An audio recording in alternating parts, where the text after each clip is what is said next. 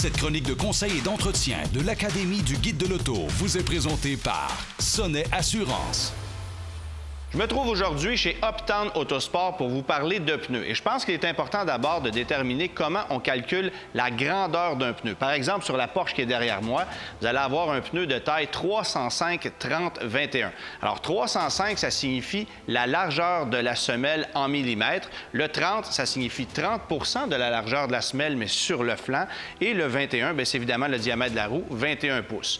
Vous pouvez évidemment modifier la taille des roues des pneus de votre véhicule, mais si vous grossissez ou si vous élargissez la semelle de votre pneu, sachez que vous aurez davantage de résistance au sol et que ça aura un impact non seulement sur le confort, mais sur la consommation de votre véhicule. Souvent, avec un véhicule électrique, et parce que le prix de l'essence est aussi très élevé, on souhaite souvent recommander des pneus à plus faible résistance, des pneus qui, évidemment, vous feraient économiser légèrement à la pompe ou en matière d'énergie avec votre véhicule électrique, mais qui auront l'inconvénient de diminuer l'adhérence au sol, de rallonger les distances de freinage et d'être finalement moins sécuritaires.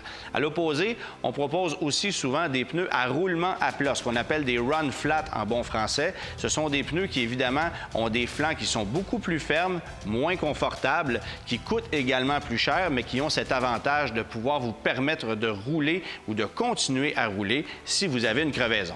Comme tout ce qui se trouve sur votre véhicule, un pneu a besoin d'entretien. Ça commence par le maintien d'une bonne pression dans les pneumatiques, pression qui est prescrite par le manufacturier et qui est indiquée généralement dans le cadre de portière de votre véhicule. Maintenez une bonne pression, ça va vous permettre de prolonger la vie de vos pneus et de limiter son usure. Rappelez-vous que le pneu est la seule chose qui vous lie au sol avec votre voiture. Et s'il y a un endroit où il ne faut pas économiser, c'est avec les pneumatiques. Cette chronique de conseil et d'entretien de l'Académie du Guide de l'Auto vous a été présentée par Sonnet Assurance.